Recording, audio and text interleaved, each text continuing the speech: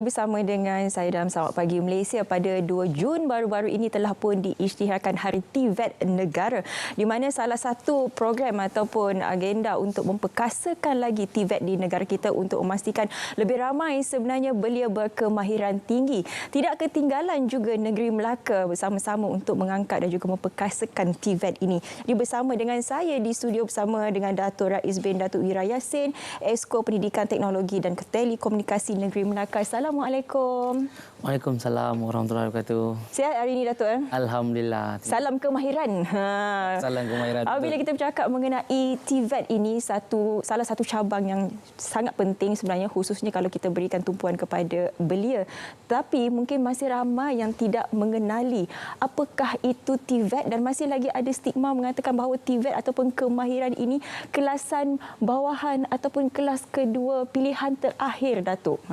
Bagaimana? Okey, terima kasih pertama sekali kepada Syafiqah dan tim Selamat Pagi Malaysia kerana sudi untuk jemput saya pada pagi yang berbahagia ni. Sebenarnya saya terus menjurus kepada soalan yang tu. Saya rasa memang betul ada stigma tu di kalangan masyarakat di Malaysia. Tetapi alhamdulillah, apa yang dapat saya perhatikan setelah saya berada dalam bidang pendidikan ini, selama saya menjadi Exco Pendidikan Negeri Melaka ni, saya dapat melihat TVET ni kita dah mula melepasi dah sedikit sebanyak yang mengatakan TVET ni sebagai satu bidang kelas kedua ataupun pilihan yang terakhir kepada pelajar-pelajar. Saya rasa tidak lagi, sebab ramai di kalangan pelajar kita sekarang ni telah mula sedar. Kalau kita tengok di negeri Melaka itu sendiri, kita ada 20 sekolah yang mana mereka tak perlu mengambil SPM, tapi dia akan ambil PVMA, yang mana hari ini akan berada dalam bidang teknikal dan vocational. Dan itu tidak termasuk dengan institut pengajian tinggi awam dan swasta. Di negeri Melaka itu sendiri kita ada 23 yang menawarkan kursus-kursus daripada peringkat bawah sehinggalah kepada PhD kalau kita nak berada di universiti seperti UTM. Dan banyak lagi yang saya akan ceritakan sebentar lagi. Tetapi yang saya nampak, kalau cerita pasal menjadikan TVET ni pilihan terakhir atau pilihan kedua, yang itulah tugas kita sebenarnya untuk mempromosikan TVET. Kalau kita tengok negara-negara luar, kita ambil contoh Jerman cukup.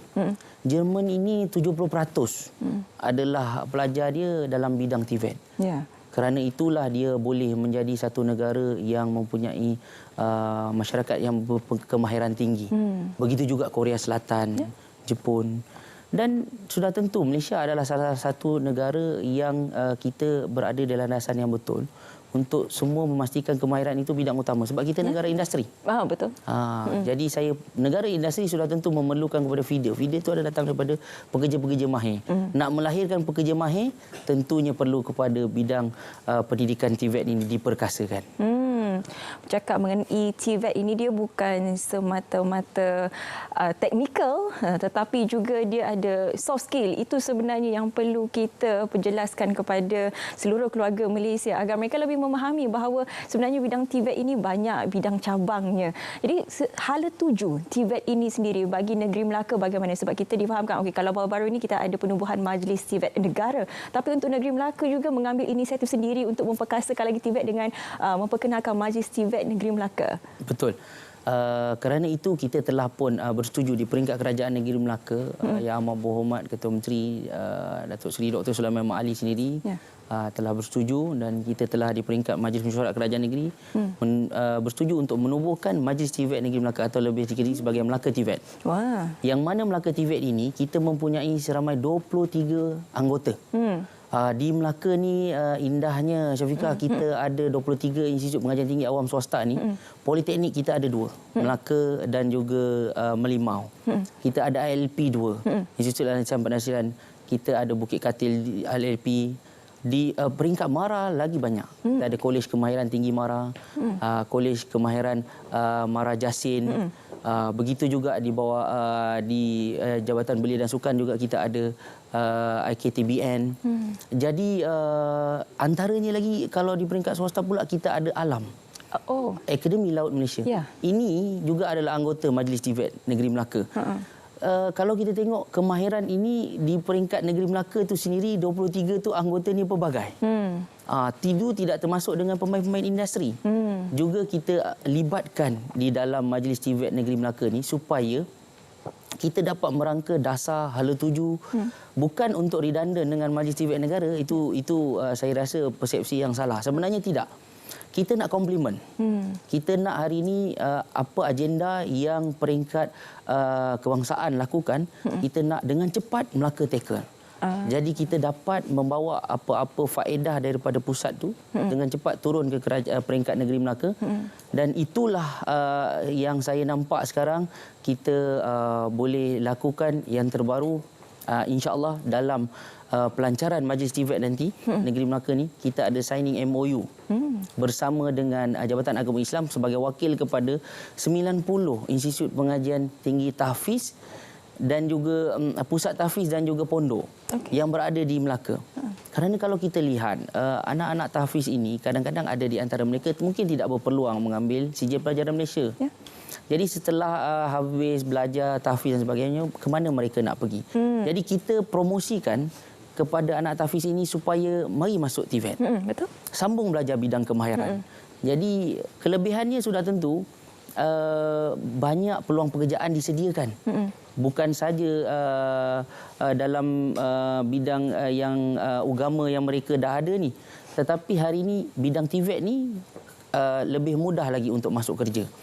Jadi saya juga boleh bagi contoh antara penglibatan industri. Di Melaka ada Petronas Penapisan Sungai Udang.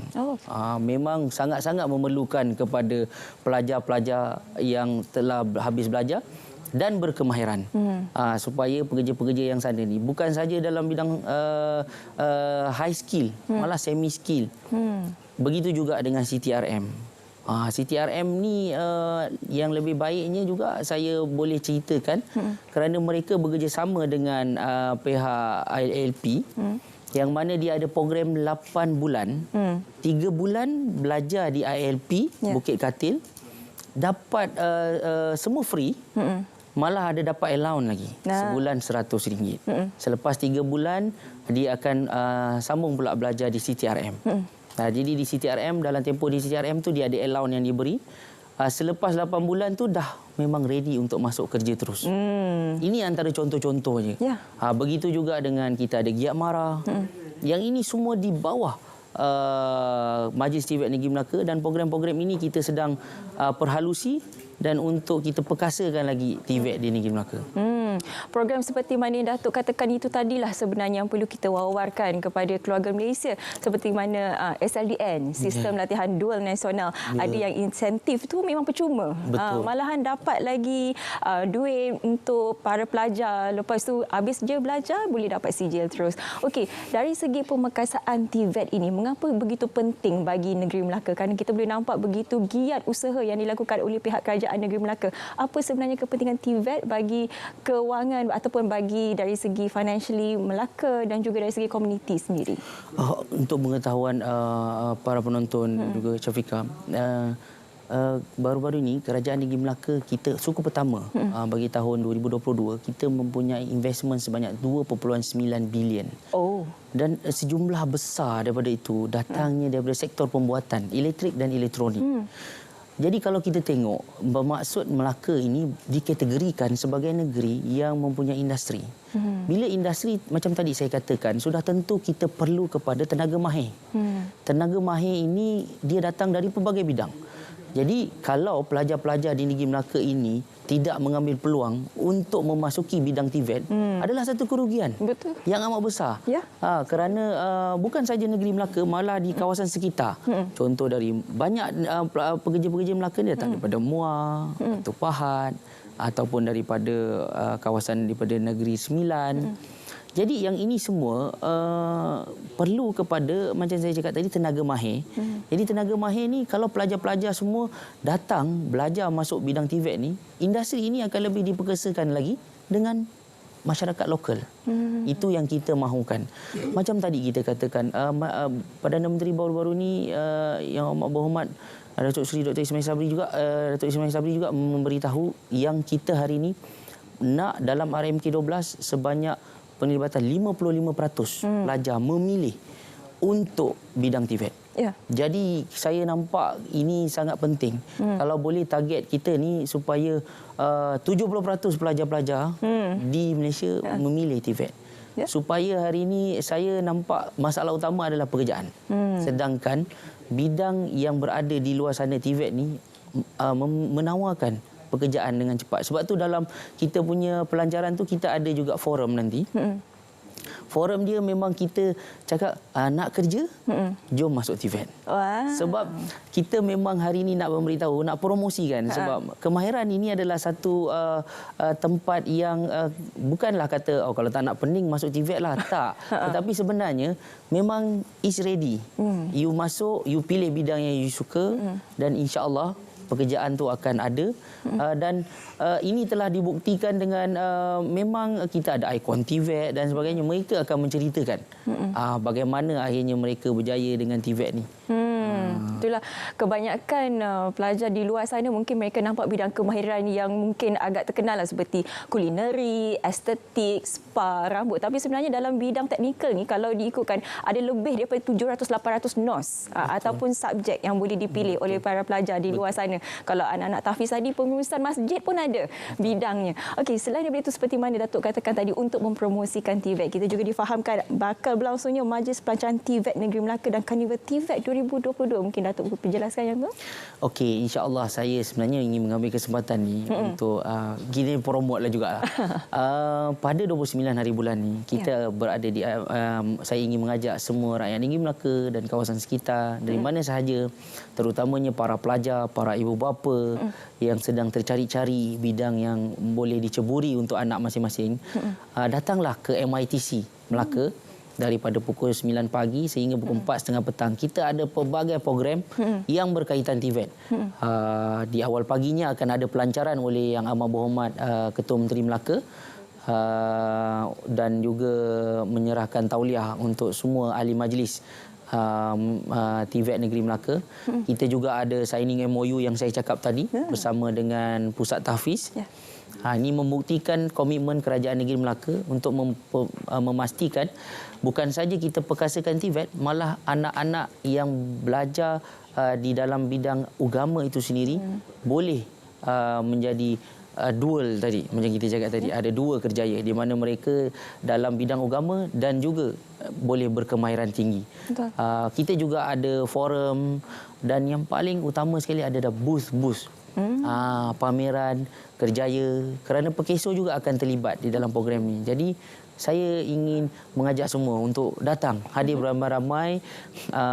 Kalau yang mana masih lagi tercari-cari nak belajar mana, nak sambung mana lepas SPM ni, datang. Ini adalah masa untuk anda melihat sendiri dan memberi peluang kepada diri anda untuk mengenali bidang TVET ni.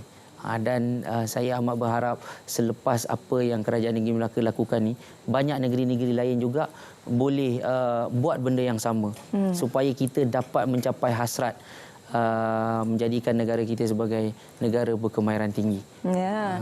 Daripada mereka yang masih lagi tercari-cari seperti mana Datuk katakan tadi, hala tuju nak ke mana selepas SPM, boleh saja terus sahaja ke Majlis Pelancaran TVET Negeri Melaka dan juga Karnival TVET 2022.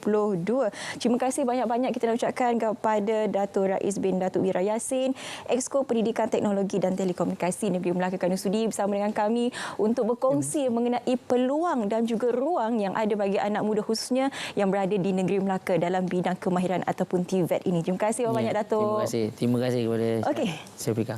Kita nak berehat seketika, jangan ke mana. Kembalinya selepas ini ada banyak lagi pengisian menarik untuk anda, tapi kita berehat seketika.